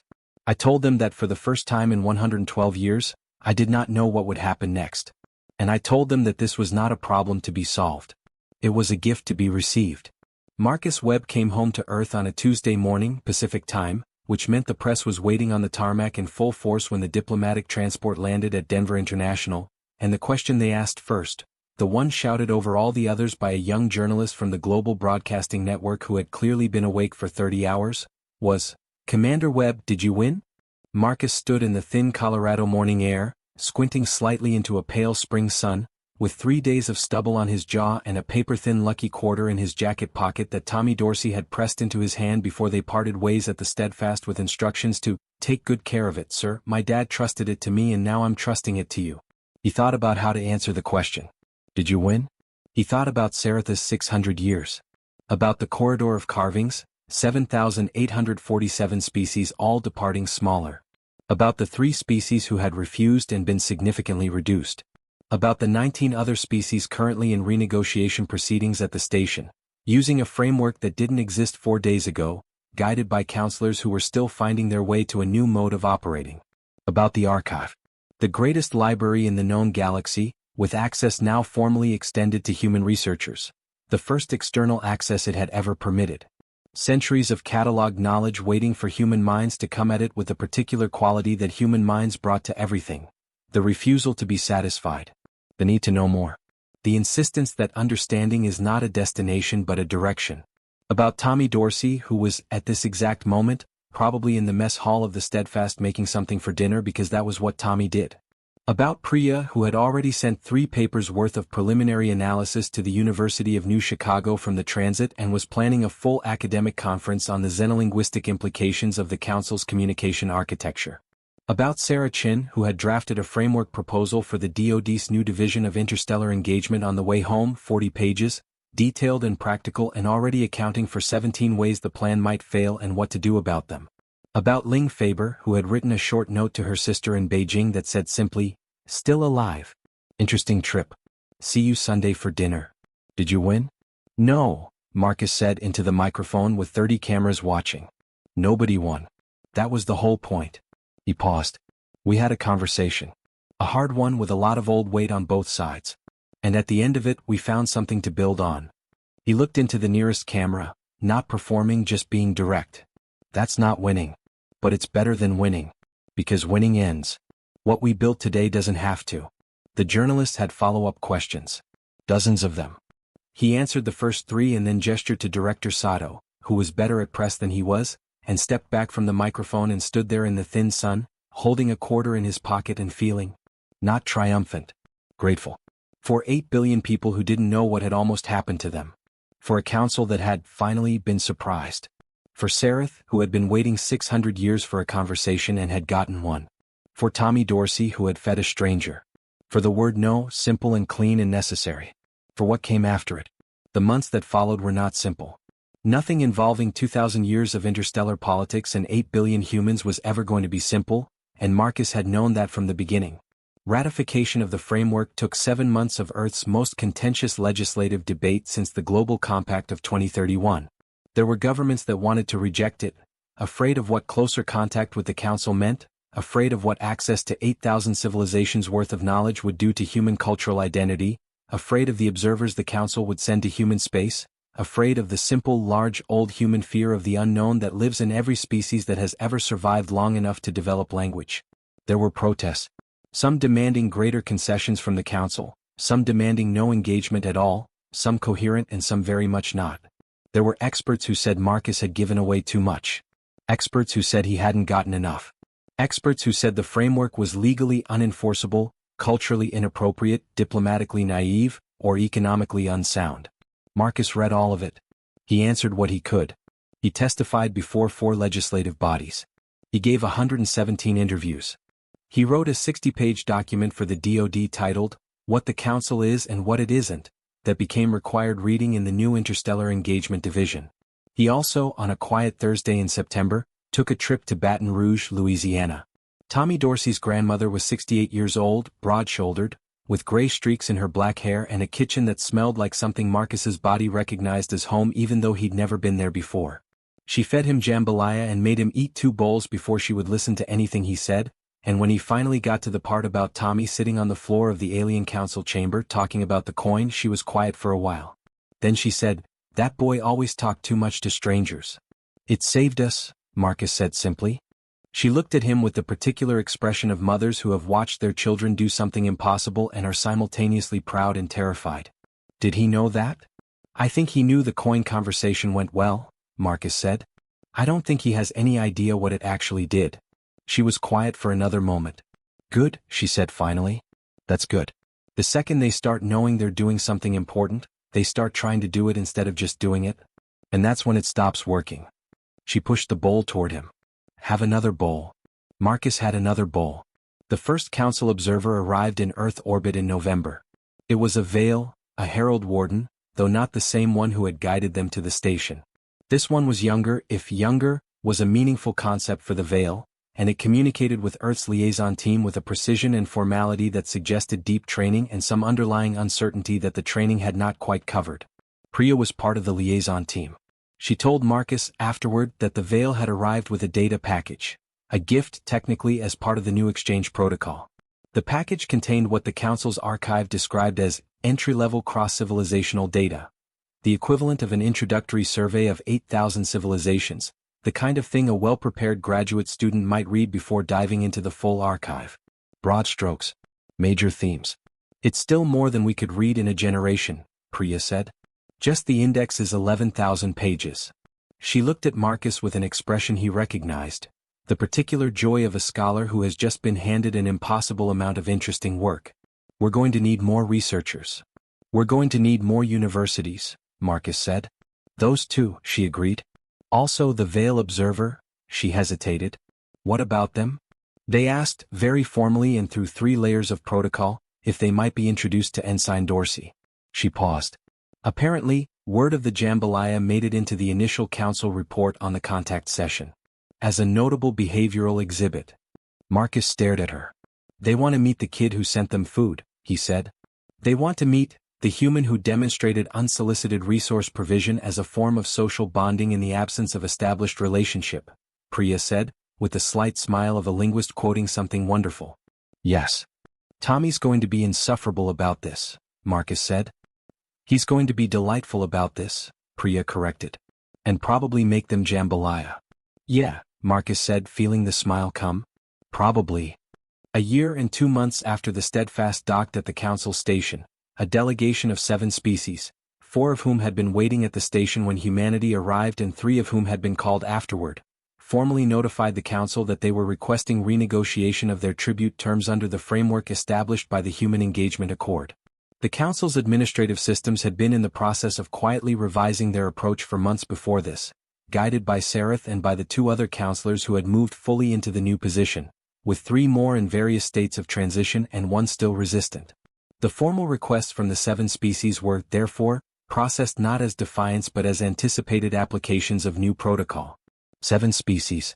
Out of 73 currently in various stages of council engagement. Not all of them. Not most of them. But 7. The Ashmara, humanity's old quiet trading partners, who had gone silent whenever the council was mentioned, sent their own message to Earth's diplomatic service 2 weeks after the 7 species made their requests. It was brief.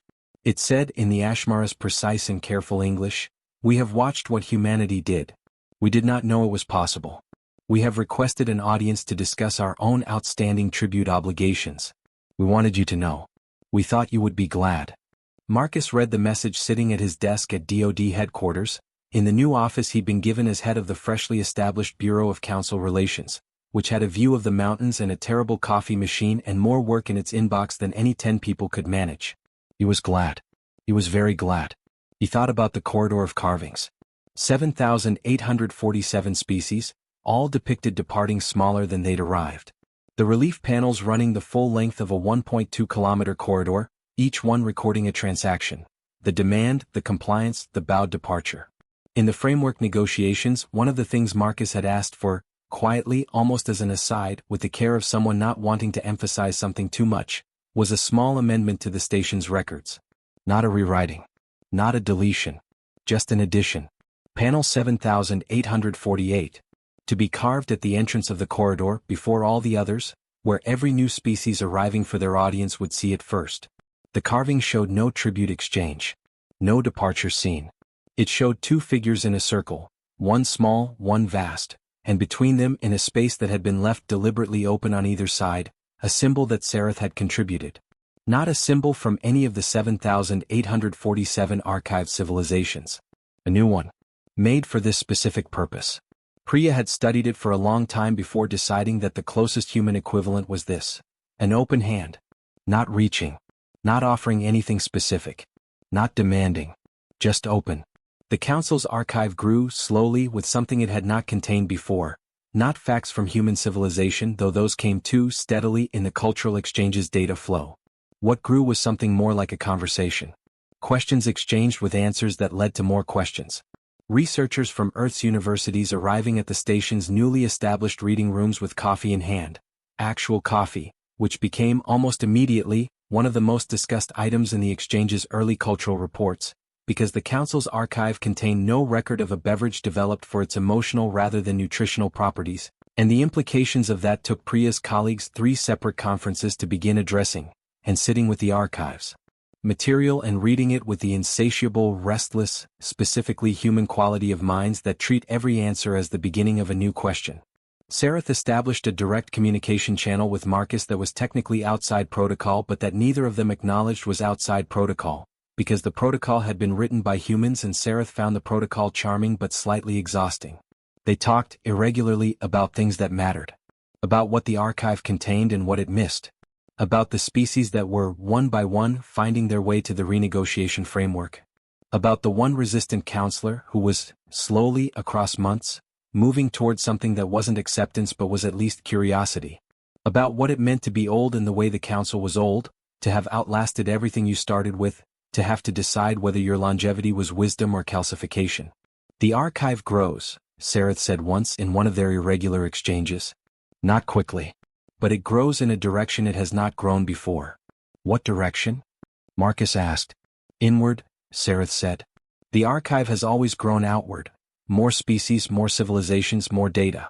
Now for the first time it grows inward. Your researchers ask questions of the material that the archive has not been asked before. They connect things across civilizations that the archive recorded separately. They find a pause. They find patterns that we cataloged without knowing they were patterns. What kind of patterns? The same patterns, Sareth said slowly, that you described in this chamber in the first session. The ones your xenobiologist described. The ones your crew member described with the coin. A long pause. The patterns of things that refuse to stop. Marcus thought about 4 billion years of life on Earth. About the Mariana Trench, deep and dark and full. About the 5 mass extinctions and the 5 recoveries. About the human line from the first proto-human that picked up a rock and looked at it with something like curiosity, to the 8 billion people currently on that small blue planet, arguing and creating and feeding strangers and carrying their dead with them through time. Life, he said. Life, Sareth agreed. As a pattern.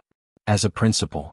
As a thing that, in your phrasing, another pause, and in it Marcus could hear the 600 years and the gap between them and the bridge. Refuses to accept that being knocked down is the same as being defeated. Yes, Marcus said. We had this pattern in the archive, Sareth said. We had recorded it in 7,847 examples. We had catalogued it, named it, filed it. A very long pause. We did not know what we were looking at. Marcus thought about that for a moment. Sometimes, he said, it takes someone from outside to see what's been in front of you all along. Yes, Sareth said. HFY. From here on we will try to do better. That's all any of us can do, Marcus said. The coin sat in a case on Marcus's desk. A quarter. 25 cents of American currency, worth almost nothing, worn smooth on one side from years of being turned over in a 19-year-old's fingers in the dark between stars.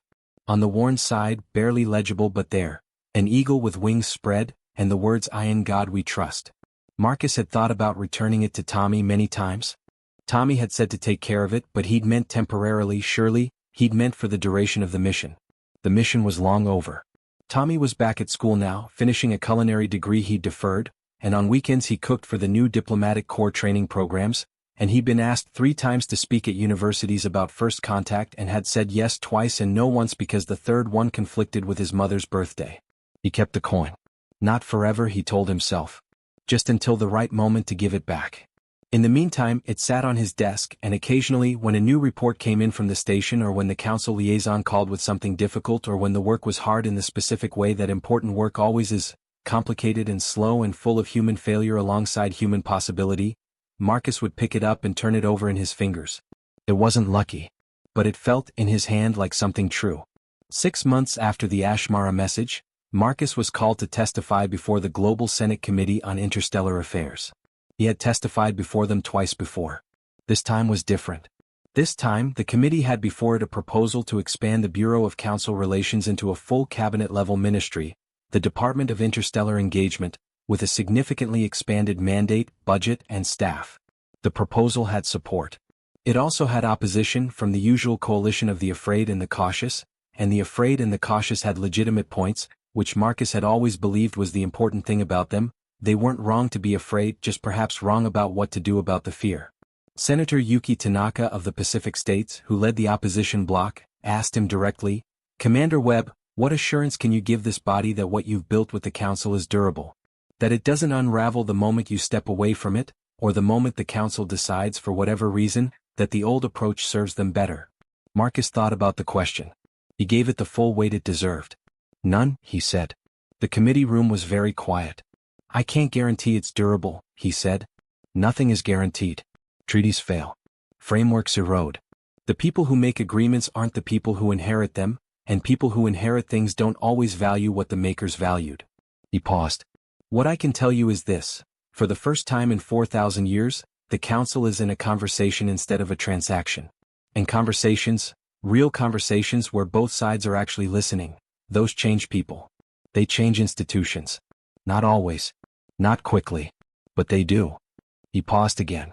"We have, right now, sitting in Earth orbit, a Vale observer who has requested to attend Tommy Dorsey's culinary school graduation. Not officially, it's personal. It sent the request through informal channels, very carefully, as if it wasn't sure the request was appropriate." He looked at the committee. "That observer species has been conducting tribute summons for 4,000 years. And it wants to go to a kid's graduation." He let that sit. "Is that a guarantee?" "No. But I've been doing this work for 20 years and I know what change looks like in its early stages, and that is what it looks like." Senator Tanaka was quiet for a moment. "What does it look like?" she said. "Small," Marcus said. "Inconvenient. Easy to miss. Easy to dismiss. But real." He paused. "The same way everything that matters looks at the beginning." The vote to establish the Department of Interstellar Engagement passed, 11-4. On the day the new department officially opened, Marcus received a communication from the station. From Sareth through their informal channel. It was brief. In human terms, the equivalent of a note, the kind of thing you write quickly, not because the thought is small but because some thoughts are complete without being long. Sareth wrote, "Panel 7848 has been carved. The corridor is different now. Species entering for their audiences walk past it first as you requested. I have observed them doing so. Several have stopped. Several have touched it. This was not anticipated in the planning, but I find I am a pause even in writing, even across 340 light years. Glad of it. Marcus read it twice. Then he wrote back, what did they touch? The two figures or the symbol?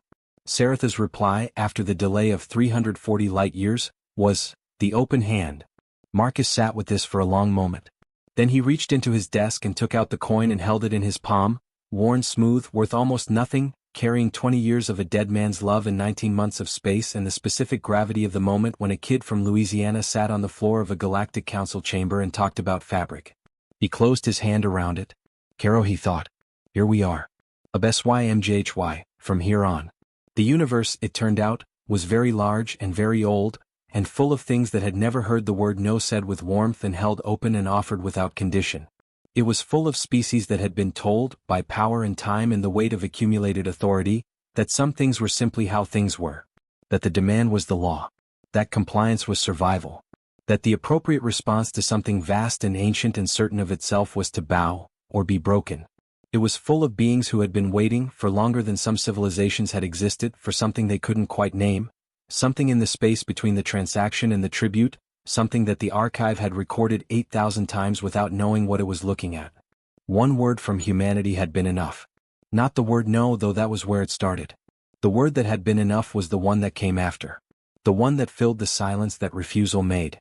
The word that was not one word at all but everything that came out of Marcus Webb standing in a golden circle and asking what they were looking for, and Tommy Dorsey sitting on the floor turning a coin over in his fingers and talking about the dead and the living and the cloth between them, and Priya showing the shape of 6,000 languages in a hologram above her palm, and Sarah holding up a photograph of a 93-year-old woman who had been feeding strangers for 60 years without stopping because someone had once fed her, and the only way to honor that was to keep the chain going. The word was us. This is us. This is what we are. We are not what you can take from us. We are the thing that remains when you take everything we're willing to give, and we will keep giving, and we will keep remaining, and we will keep sitting on the floors of your chambers talking about coins and grandmothers and how the dead live in the habits of the living, and we will keep asking your name and cooking for your ships and standing up after every single time we've been knocked down, not because we think we cannot fail, but because the option of not standing up has never, in 200,000 years, been one that we have been able to seriously consider. That was the word. It was enough. The council's tribute demand died in silence. And in the silence, something new began. Epilogue. Tommy Dorsey graduated culinary school on a Saturday in late October, with his mother in the front row and his grandmother 3 seats down, in the biggest hat in the auditorium. In the back row, very quietly, through a protocol that Marcus had spent considerable time making comfortable for all involved, sat a veil. Its form was not quite like anything else in the auditorium. The people nearby noticed, looked once, decided it was someone's unusual relative and returned to their programs. The veil did not eat the reception food afterward. It did not have the biology for it. But it stood near the food table and watched people eat and talk and hug each other and cry because graduation makes humans cry in a way that the archive had recorded, but that was different, was always different, to see. When Tommy walked over, diploma in hand, still in his gown, and said, "Hey, you came," the veil said in carefully constructed English that still carried the layered quality of its nature. "You sent food." It was unexpected. It was a pause. The word your colleague used. Recognition. Tommy nodded. "Did you like the jambalaya?" "We could not consume it," the veil said. "But we understood what it was." Tommy was quiet for a second. Then, "What was it?" "A message," the veil said. "That said you are seen. You are here. You matter enough to feed." Tommy looked at it for a moment. "Yeah," he said. "That's what my grandma always says it is too." He reached into his gown pocket and pulled out a small sealed container, the good kind, the kind that could handle a range of atmospheric compositions. Inside was jambalaya, still warm, packed carefully, labeled in Tommy's handwriting. "Just in case this time you can." He held it out. The veil took it. And above them, 340 light-years away, carved into the warm stone of a corridor that 7,848 species had walked, an open hand waited in the wall, patient as planets, ready for the next one. The end.